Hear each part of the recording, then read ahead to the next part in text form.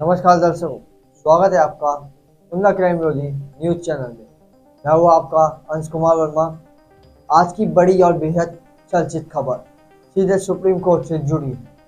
बिजनौर के तत्कालीन एसपी और वर्तमान में बस्ती मंडल के डीआईजी आईपीएस संजीव त्यागी अब अपनी आवाज का नमूना देंगे और यह आदेश खुद सुप्रीम कोर्ट ने दिया है।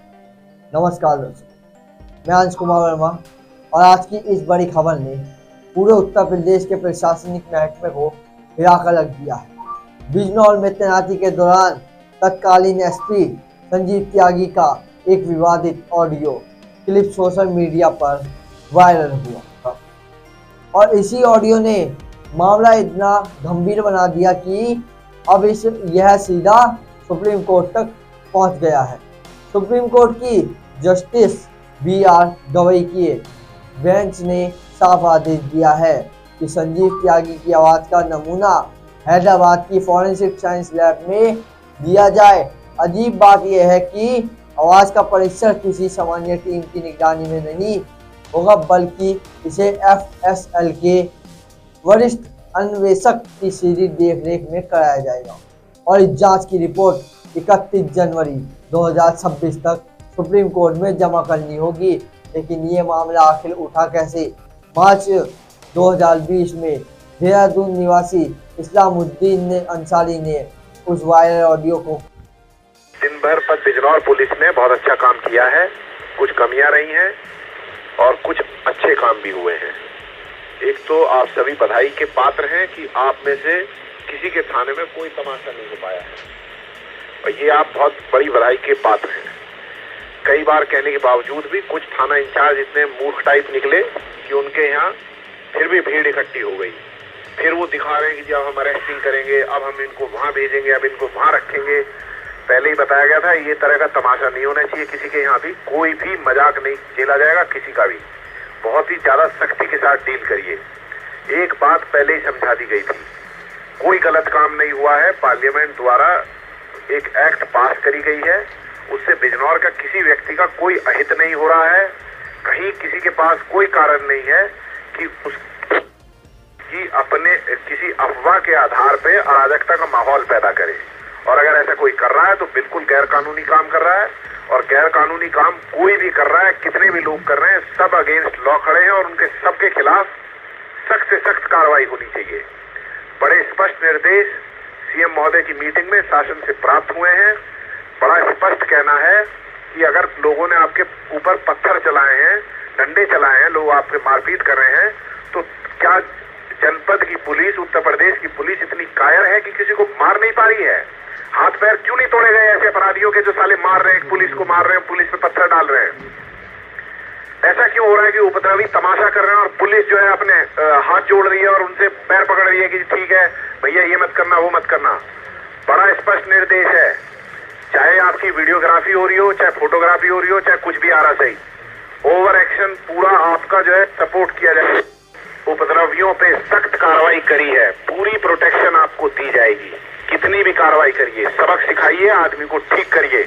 उसकी बुद्धि ठीक हो जानी चाहिए, उसे देखने वालों की बुद्धि ठीक होनी चाहिए, उसको सुनने वाले की बुद्धि ठीक होनी चाहिए। सबको स्पष्ट पता होना चाहिए कि कोई भी कानून को हाथ में नहीं ले सकता, कोई भी पुलिस से लड़ाई नहीं कर सकता, कोई भी डैमेज नहीं कर सकता है। अगर किसी के भी दिमाग में इस तरह का फितूर है तो उसको क्लियर करिए, सख्त से सख्त कार्रवाई करिए, NSA की कार्रवाई करिए, चौराहे पे लाठी डंडा पीटिए, हाथ पैर तोड़ पे। किसी की हिम्मत नहीं होनी चाहिए आपसे लड़ रहे हैं। अगर किसी थाने में एक पत्थर पुलिस पे चलाया गया और पुलिस वालों ने उसके हाथ पैर नहीं तोड़े तो सीधा सीधा थाना इंचार्ज और CO साहब सस्पेंड हो जाएंगे सीधे। मैं बता रहा हूँ इस बात पे ध्यान रखिए। कोई पत्थर मार रहा है, कोई बदमाशी कर रहा है, कार्रवाई करिए। कोई भी पब्लिक प्रॉपर्टी डैमेज नहीं होनी चाहिए। आपका थाना, आपकी चौकी, आपका कोई पुलिसकर्मी, कोई भी सरकारी बस, कोई अस्पताल, कोई आपका वेपन, एमुनिशन कोई ना छीन पाए। कोई भी railway station, power station, roadways की बस, फायर स्टेशन, एम्बुलेंस, कहीं भी कोई भी पब्लिक प्रॉपर्टी डैमेज नहीं होनी चाहिए।